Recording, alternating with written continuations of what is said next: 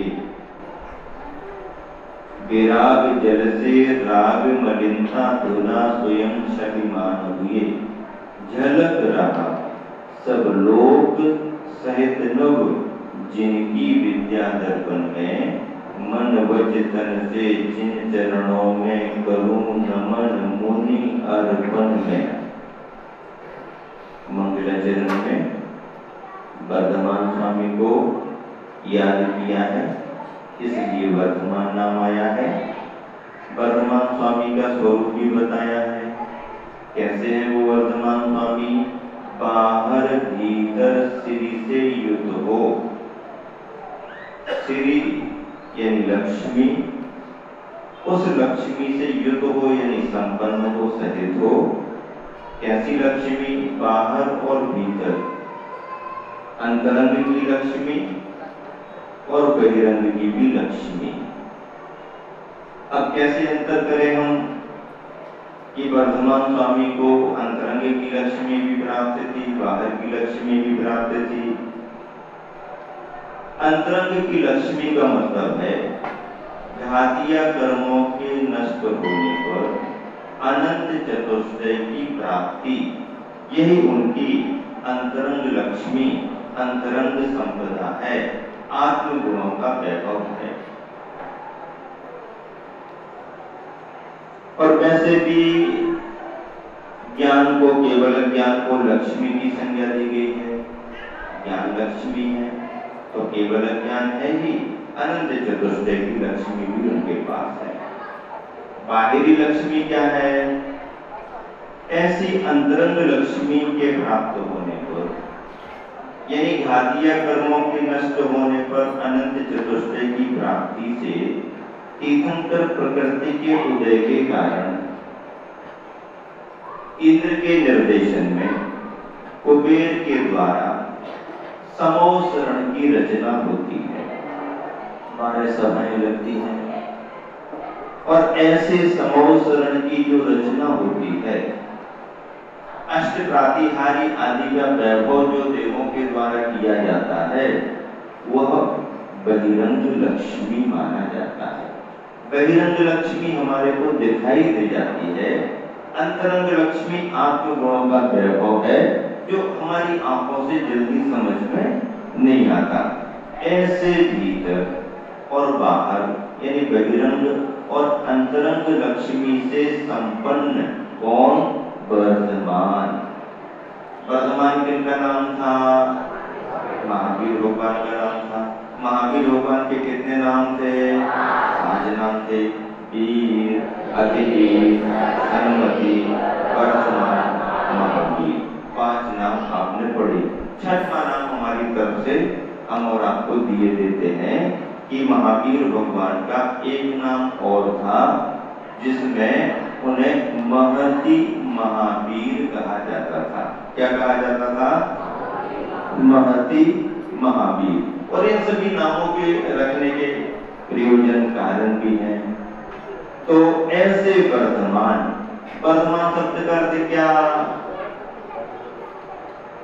जिनका मान ज्ञान बढ़ते बढ़ते श्रेष्ठता को प्राप्त हुआ, ऐसे ज्ञान की पराकाष्ठा को प्राप्त करने वाले केवल ज्ञानी वर्धमान कैसे रहे? गतमान हुए, अंदर के क्रोध मान माया लोभ आदि कसाय विकारी भावों से रहित हुए। गतमान मानातीत मान रहित हुए।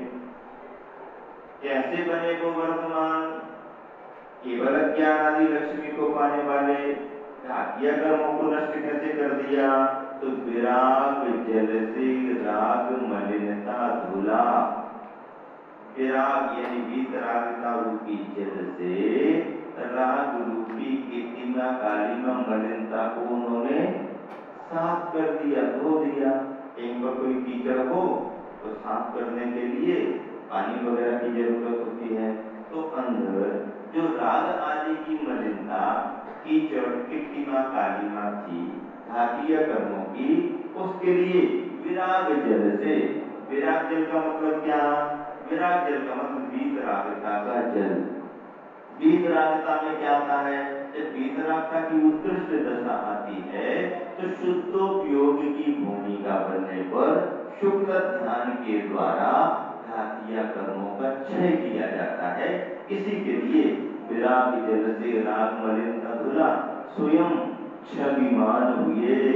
ऐसा होने से भगवान स्वयं छविमान आवावान हो गए, शुद्धता उन्हें प्राप्त हुई। ऐसी शुद्धता प्राप्त होने पर फिर क्या हुआ? झलक रहा सब लोक सहित नभ, जिनकी विद्या दर्पण में, विद्या रूपी दर्पण में, यानी ज्ञान रूपी दर्पण में, केवल ज्ञान के दर्पण में। दर्पण क्यों कहा? दर्पण के सामने आप खड़े हो जाओ, स्पष्ट दिखाई दे जाते हो। दर्पण के सामने खड़े हो जाओ तो फिर कुछ भी हम कैसे दिख रहे हैं किसी से पूछने की जरूरत नहीं। दर्पण के सामने जिस ड्रेस को पहन करके, जिस तरीके से, जिस हाव भाव से आप खड़े होगे, दर्पण में सब तुमको झलकाएगा। तो भगवान का ज्ञान भी दर्पण की तरह शुद्धता को प्राप्त हो गया। अब भगवान के ज्ञान में लोक के, अलोक के, चराचर जो भी हैं पदार्थ, जड़ जंगम, चेतन अचेतन जो भी हैं, सब स्पष्ट स्पष्ट स्पष्ट स्पष्ट झलकते हैं। हम तुमको देखने के लिए आंखें अच्छी होना, आईसाइट वीक है तो ये जरा डॉक्टर से टेस्ट कराओ, नंबर ले लो, दूर का है कि पास का है, वैसा चश्मा बना लो, चश्मा की जरूरत पड़ जाए। अंधेरे में दिखाई नहीं देगा, उजाला करो ना। दिन में जब सूरज निकलेगा तब दिखेगा, रात में तो उजाला करो, लाइट जलाओ, तो जरूरत पड़ेगी। दीवार के उस तरफ क्या है हमको कुछ मालूम नहीं है। दीवार के उस तरफ जब उस तरफ झांक करके देखेंगे तब मालूम चलेगा। हमारा तुम्हारा ज्ञान इंद्रियों के आश्रित है, साधनों के आश्रित है, लेकिन भगवान का केवल ज्ञान न इंद्रियों की आश्रित है, न किसी साधन सामग्री की आश्रित है, वो अपने आत्मा के आश्रित है और आत्म स्वभाव से ही चलता है। तो ऐसा ज्ञान जिसे दर्पण की उपमा दी गई है, तो ऐसे भगवान के ज्ञान रूप दर्पण में क्या झलकते हैं? लोक सहित नभ, लोकाकाश अलोकाकाश के साथ। लोकाकाश में ऊर्ध्वलोक, मध्यलोक, अधोलोक तीनों, और फिर आकाश आकाश आकाश आकाश अलोकाकाश। लोक किसे कहते हैं? जहां पर जीवादि छह द्रव्य पाए जाते हैं, बोलो। हाँ, जीवादि छह द्रव्य जहां तक पाए जाते हैं वो लोग। और केवल आकाश आकाश मात्र है, जीवादि पांच द्रव्य जहां पर नहीं है, केवल आकाश आकाश मात्र एक द्रव्य है, वह अलोक माना जाता है। ऐसे लोक और अलोक में जो भी परिणमन हो रहा है, जो भी जिस रूप में द्रव्य है, उसके गुण है, सारे के सारे भगवान के ज्ञान में स्पष्ट झलकते हैं। ऐसे भगवान का स्मरण करते हुए आचार्य समंतभद्र महाराज ने नमः कहा है, नमस्कार किया है। पद्यानुवाद में गुरुवर ने भी अपने आप को मुनि पद का संबोधन देते हुए, समर्पित होते हुए नमन की भावना व्यक्त की है। अंतिम पंक्ति है, मन वचन तन से जिन चरणों में, मन से, वचन से, तन यानी काय शरीर से, जिन चरणों में, जिनेंद्र भगवान के चरणों में करूं नमन मुनि अर्पण में, मैं समर्पित होते हुए, भगवान के प्रति भक्ति करते हुए भगवान के चरणों में नमस्कार करता हूँ। मन वचन से क्यों लिखा? नमो त्रियोग समाहिते, तीनों योगों को संभाल करके नमस्कार किया जाता है। ये रहा मंगलाचरण। अब रत्नकरंडक का प्रतिपाद्य विषय क्या है, कैसे कैसे वर्णन किया गया है?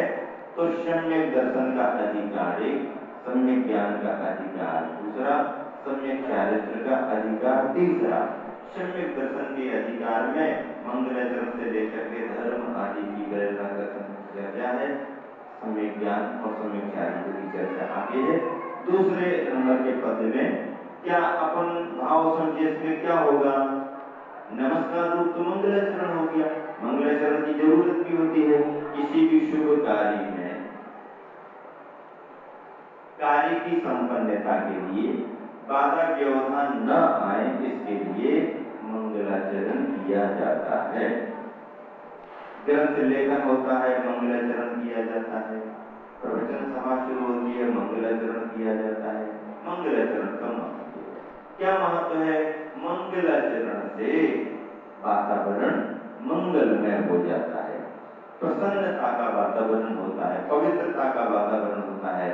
और मंगलाचरण करने से अपने जीवन में मंगल आचरण की शुरुआत हो जाती है। मंगलाचरण की शुरुआत। तो दूसरे नंबर के पद में शीर्षक क्या बनाए? धर्म का फल और उसके कथन की प्रतिज्ञा। धर्म का फल क्या है और ऐसे धर्म को कथन करने की प्रतिज्ञा आचार्य समुद्रभद्र महाराज करते हैं। पद्यानुवाद एक साथ मिलकर के पढ़ें। भवसागर के दुख गर्त से ऊपर भविजन को लाता, उत्तम उन्नत मोक्ष महल में स्थापित करता सुख दाता। धर्म राव समीचीन है, वसुविध विधि का नाशक है। करोषि का कथन मुझे अब बनना निज का शासक है। चार पंक्तियां पद्यानुवाद में है, बहुत अच्छे से लय पूर्वक अनुवाद हुआ है। भाव क्या आया? भव सागर के दुख गर्त से ऊपर भविजन को लाता। भविजन यानी भव्य विजन, भव्य जनों को ऊपर लाता, ऊपर उठाता। कहां से? भव सागर के दुख गर्त से, संसार रूपी सागर के दुख रूपी गड्ढों से। गड्ढे समझते कि नहीं समझते हैं? गड्ढे का अर्थ क्या होता है? गड्ढे का अर्थ क्या होता है? गड्ढे का अर्थ तब तक समझ में नहीं आता जब तक कि कोई उसमें गिरे ना। हाँ, जब तक कोई गिरता नहीं है तब तक उसको अपन गड्ढा नहीं मानते हैं। और जिस समय से कोई उसमें गिर जाता है तो उसके लिए वो गड्ढा बन जाता है। समतल मैदान में, ठीक ठाक रास्ते पर जब कहीं कोई गहरा स्थान बन जाता है, जाने अनजाने कोई उसमें गिर जाता है, तब उसे मालूम चलता है कि गड्ढे में गिरने की तकलीफ क्या होती है। किसी की गाड़ी फंस जाए, किसी का पैर उसमें चला जाए, गिर जाए, निकालने वाला कोई ना हो तो उसे फिर परेशानी गड्ढे की महसूस होती है। तो ऐसे गड्ढे में से किसका है गड्ढा? भव सागर, संसार के सागर। संसार किसे कहते हैं? चार गतियों में भ्रमण करने का नाम संसार है। क्या? चार गतियों में भ्रमण करने का नाम संसार है। भटकने में और घूमने में अंतर होता है। आप सुबह घूमने जाते होंगे, कोई शाम को भी घूमने जाता होगा, अपने गांव में घूमते होंगे। कभी समय है, बच्चों की छुट्टियां हो गई हैं, फैमिली के साथ में कहीं जाना है तो गाड़ी लेकर के या अपना रिजर्वेशन ट्रेन में करा के फिर कहाँ निकल जाते हैं? तीर्थ यात्रा या घूमने फिरने के लिए निकल जाते हैं।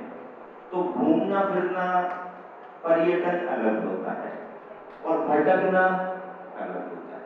घूमना फिरना एक प्रयोजन को लेकर के समयबद्ध तरीके से होता है।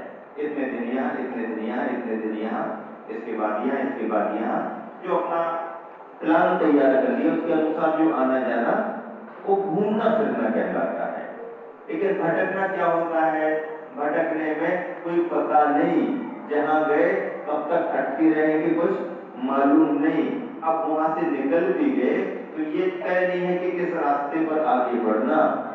जहां जिसने जो रास्ता बता दिया या जो अपने ख्याल में आ गया, ये मालूम भी नहीं कि रास्ते पर चलेंगे तो कहां पहुंचेंगे और वहां पहुंच करके फिर अपन को करना क्या है और पहुंचने के बाद लौट करके कहां जाना, ये कुछ भी जहां पर तय ना हो और आना जाना लगा हुआ हो, इसको कहते हैं भटकना। तो भटकने में और घूमने में अंतर है। तो यहाँ पर क्या है, चार गतियों का भटकना है, चार गतियों में भ्रमण है, चार गतियों में घूमना नहीं है, चार गतियों में भ्रमण भटक रहा है जीव। तो ऐसे संसार के यानी चार गतियों के दुख गड्ढों से निकालता है, भविजन को ऊपर लाता है और क्या करता, उत्तम श्रेष्ठतम उन्नत अच्छे मोक्ष महल में स्थापित करता, सुखदाता मोक्ष महल में स्थापित करता है, सुख को प्रदान करता है, सुख को धारण कराता है। धर्म रहा वह समीचीन है, ऐसा धर्म रहा। धर्म का प्रभाव क्या है, जो दुख के गड्ढों से निकाल करके सुख को प्रदान करता है, ऐसा धर्म रहा। और वह धर्म समीचीन है, देशयामी समीचीनम कहा ना आचार्य श्रीमद भद्र महाराज ने, उसी का अनुवाद है कि ऐसा समीचीन धर्म, ऐसा सम्यक धर्म, ऐसा सच्चा धर्म जो है वह धर्म कहता है वसुविद विधि का नाशक है। वसुविद, वसुविद का अर्थ क्या होता है, वसु यानी आठ, वसु का अर्थ क्या होता है आठ। वसु द्रव्य समारी अष्टम वसुधा पाने को, वहां पर वसुधा जमीन है, आठ प्रकार, आठवीं जमीन, आठवीं पृथ्वी, वसु द्रव्य समारी आठ प्रकार की द्रव्य। तो वसु यानी द्रव्य, वसु यानी आठ, वसु का अर्थ आठ। वसु विद, विद यानी प्रकार, अनेक विद, एक विद, विद यानी प्रकार। और विद शब्द में एक की ओर लगा देंगे तो विधि बन जाएगा। तो विधि, विधि सामान्य से विधि आप समझते हैं, महाराज जी यहाँ को निकलते हैं, उनकी कोई विधि होती है, हर चीज की विधि होती है, अभिषेक की विधि है, पूजन की विधि है, स्वाध्याय करने की एक विधि पद्धति होती है। तो विधि पद्धति को भी कहते हैं। लेकिन धर्म के क्षेत्र में अपने शास्त्रों में जो शब्द आए हैं उनमें विधि कर्म को कहते हैं। कर्म को क्या कहते हैं, विधि। अपन भाग्य कहते हैं ना, विधि का विधान यानी कर्म का विधान, तो विधि यानी कर्म। तो वसु विध विधि का नाशक है,